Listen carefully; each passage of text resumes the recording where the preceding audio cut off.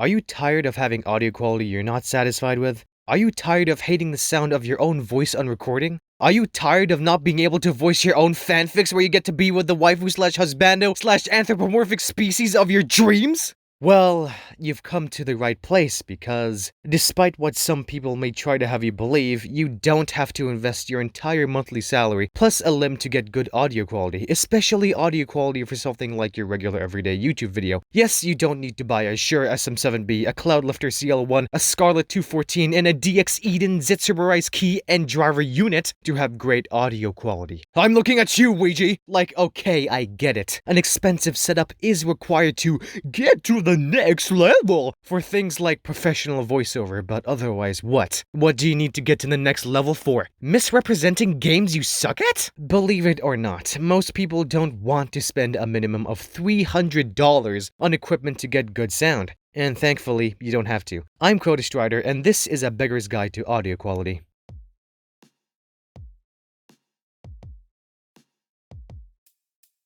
So, what things contribute to audio quality? What magical factors make the difference between audio quality worthy of being featured in your Fortnite compilations and a clip that sounds like this? I don't know if you've noticed, but it sounds terrible. 2 words: recording environment. Now, you might be thinking, no shrimp, Sherlock, of course your recording space is important. And you're absolutely right, you smart, lovable person. The thing I do want to talk about, though, is its massive importance when compared to everything else you might invest in, namely this shtick. Remember this list of things? Remember how the person who shall not be named basically dropped a $300 to infinity dollar shopping list along with the phrase that you'll go nowhere as a creator or artist as long as you're using one. One being a USB mic? Well, let me debunk that belief with the words of an actual voiceover professional. It's not about the microphone. Most of the microphones that are out there, USB, XLR, whatever, they're gonna do just fine for most of the work that the beginner voice actor is going to be hired for. Chances are you've got a phone that is, at least in the last 3 to 5 years, chances are it's going to have a perfectly fine microphone in it. Yeah, you already have the mic you need. Whether it's your phone mic, your laptop mic, or a cheap USB mic, you can still have great audio quality. None of that toxic elitist minimum price gatekeeping. You already have everything you need. The only thing you need to worry about is your recording space. Now, you may be asking, how do I improve my environment? Easy, you can break it down into 3 things: soundproofing, acoustics, and post-editing/posture. Okay, I get that post-editing and posture aren't the same, but the number 4 is cursed, okay? Memes aside, these 3 things all affect your audio quality in meaningful ways. So, let's get into it. First, we have the thing that pretty much everyone knows is important: getting rid of background noise. Microphones are super sensitive and will pick up pretty much everything you can hear and more. Things like air conditioning, fans, family members, and maybe even the rustle of your clothes. I'd say the best way to avoid a lot of background noise is to record in a closet. Why? Mostly because closets do tend to be small rooms that are tucked away deep in the house. This would reduce the likelihood of outside noise reaching your microphone. Many kinds of closets can work for this. Walk-in closet? Yeah. Closet in your bedroom? Game. Single door closet? Even better. And since closets are small in space, there will be much less ambient noise for your microphone to pick up. And if your closet contains a lot of clothes, that would help a lot with step 2. More on that later. There is something important to note though. If you're using something like a USB microphone and you hear a loud hissing noise no matter where you record, it could be that your mic is hearing itself. Just like my blue snowball ice that I spent an entire $80 on. Thank you, JB Hi-Fi. All mics do have a very quiet hiss from their internal electronics, although this and any white noise is almost always drowned out when you speak. However, if the hiss competes with the mic for your voice, you can either fix this by looking up how to fix hissing for your specific mic, or just use an entirely different mic altogether. Phone mics are a great alternative for this. Now, onto acoustics, the lesser acknowledged but equally as important brother of noise removal. Acoustics are important because even if you have a perfectly quiet space, if you don't have acoustics accounted for, your voice will sound very echoey and unclear. It's great for singing, but if you want that super clear and isolated audio where your voice sounds the sexiest it can, get pillows and blankets, anything soft. You will want to get a lot of soft material.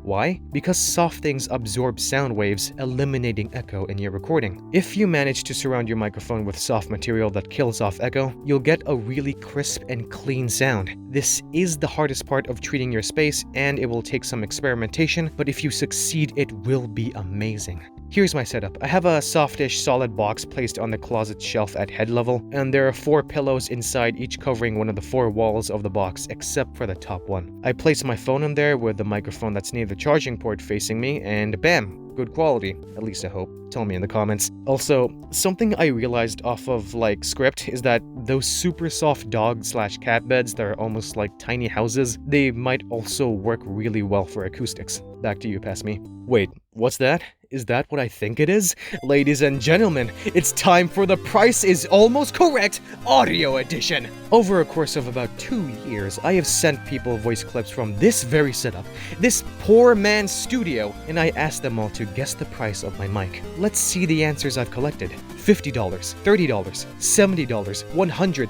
$500, $5, $20! Unfortunately, folks, none of them have gotten it quite right. The answer is 0! I use my phone! Oh wait, is it? Like, I had to buy this phone, and phones are expensive as crap. Oh no, the entire premise of the show is cancelled, no! And last, but not least, post-editing. And posture. Well, I guess I could call it extra tips, but oh well. Anywho, your audio quality should be A-okay, A+ by now, but maybe something doesn't feel quite right. Maybe you feel like you're running out of breath really easily, or that you're very tense when you record. Or maybe you feel like the breaths you do take could use the Thanos snap treatment. I'll break these down into 3 tips. Tip number 1. Have a setup where you can stand up when you record. Being able to stand up with your mic still being sorta close to your mouth is a privilege that I unfortunately didn't give myself for a few months. Standing up is about the most relaxed position you could be in while recording. If you do a small, smooth brain, finger-countable IQ play like I did and make yourself need to kneel or bend to get your mouth near the microphone, you're gonna struggle to breathe, and you'll also self-impose a super stressful timer on how long you can speak for before taking a massive breath. And the extra tension in your body will always prevent you from speaking without sounding like you're holding in a Taco Bell bucket load in the middle of Nowhereville. This is why I always sound like I want to cry when I'm voice acting in my Monoma XML Reader video. It's because I was kneeling, I wanted to cry, and I got like flippin' marks on my knees, but whatever. If you're able to stand in your booth, you'll thank yourself for it, trust me. Tip number 2, posture and breathing. In a nutshell, breathe using your stomach. And keep your shoulders completely relaxed and low. Recording will be so comfy for you. Final tip. Tip number 3. Audio editing. Also in a nutshell, use Audacity. Use noise removal to get a noise profile from a few seconds of silence, then Ctrl-A, click on noise removal again, and press OK. Bam! Your audio sounds even better now. After that, you can also delete parts in your audio where you take your relaxed belly breaths if you want to sound particularly transcendent and disembodied. And there you have it, the Beggar's Guide to Audio Quality. It might take a little bit of experimentation and a lot of patience, but with a little bit of time, you'll have an audio setup that will do something truly special. Allow you to hear your own voice. No outside noise to silence it, no hard surfaces to distort it, just you. Just the sound of your unique, beautiful voice. A truly honest sound that will hopefully stay with you. Now, before you click off this video, whether to try and make your own setup or whatever, or even dislike, that's fine too, I want to say one thing. Don't let other people make you feel like you can't achieve your goals. Whether it's improving audio quality, learning to draw or make music, or even learning how to defeat PK Fire in Smash Bros. Every goal you set, everything you want to improve at, all of them have definable and accessible fundamentals that are simple and easy to conceptually understand but hard to master. Things like the fundamentals of art, music theory, and yes, even the basic things in this video that have hopefully helped at least one person. So, when you leave this video, don't let people who say things like this for more casual applications, but it's important to recognize the drawbacks that come with them and accept the fact that you'll go nowhere as a creator or artist as long as you're using one. Affect you. Instead, remember words like these. Now, get out there. Make yourself a booth. Make yourself some kind of booth. And grab a microphone and go create something amazing.